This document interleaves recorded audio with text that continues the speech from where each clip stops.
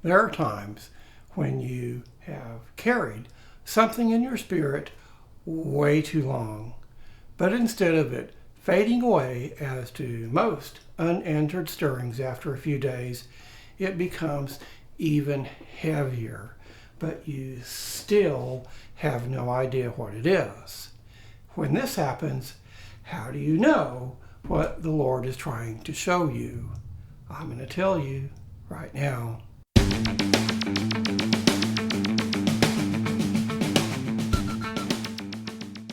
Hey, I'm author Michael Ramsey, and this is Michael Ramsey Books, where I show people how to transform their ordinary relationship with God into a spiritual one.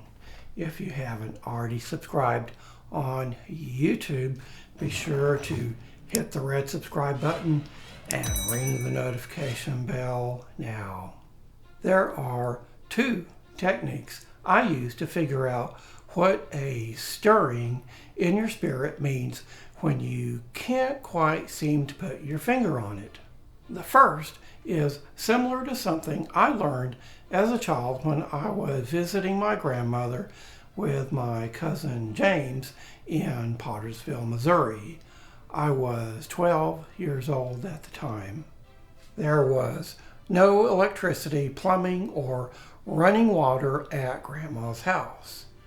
But in 1974, a few weeks before I came from Texas, my aunts and uncles pitched in and got her house wired. That way she could have a window air conditioning unit. But there was still no indoor plumbing or running water. Consequently, if you needed to use the facilities, you had to walk out the back door and down this little path to the outhouse.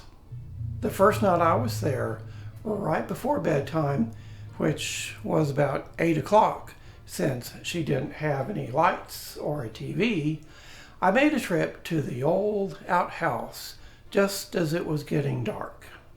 About halfway down the path, I nearly stepped on a snake, a blue racer. Consequently, it was a long night. I waited until the morning light before going back down that little path again. And not only did you have to go to the outhouse when you had to go to the bathroom, when you needed water, you had to grab a jug and go out to the well, which was on the far side of the house. But in the backwoods of Missouri, they didn't say far, they said fur, unless it was a fire. Then it was a far. So when you went out to the well, which wasn't very far from the outhouse, you'd step up on this little wooden platform and pump you some water. But if you're like me and you didn't know you first had to pour a little water into the pump, the thing didn't work. You could stand out there and pump all day long and not get a single drop. After a while, if you didn't drop dead of exhaustion, the blue racer would get you. Now, I've read other great Christians, like my mentor, Watchman Nee, liken the process of priming your spirit to priming a pump, like what we did at Grandma's house before it caught fire and burned down because of the bad wiring. But this likening isn't exactly right. When you prime something, what you're doing is you're giving it a wee little bit of what it already has in order to get it started and to get more out. The same is no less true spiritually. So, just how do you prime your spirit? It's actually very simple. In fact, it's one of the simplest things of all the things I talk about in these videos. The way you prime your spirit is you expose yourself to other spiritual things. For some people, it could be listening to old-time hymns. For others, singing praise songs to the Lord, or reading your Bible, or praying, or listening to a sermon, or watching a video with high spiritual content like the one you're watching now. And by the way, if you like videos with a high spiritual content, please be sure to subscribe. These truths will transform your ordinary relationship with God into a meaningful adventure that is fascinating. Another thing that'll get your spirit moving is hearing someone tell of an interaction they've had with the Lord. Attending a worship service, a Bible study, or a Sunday school class can also get things flowing spiritually. But for me, nothing spikes my spirit more than attending some sort of a Christian convention or a symposium. Not because I need to hear a sermon, but because these are settings whereas you sense the presence of the Lord. And in these types of venues, I experience a tremendous amount of light, direct revelation from God.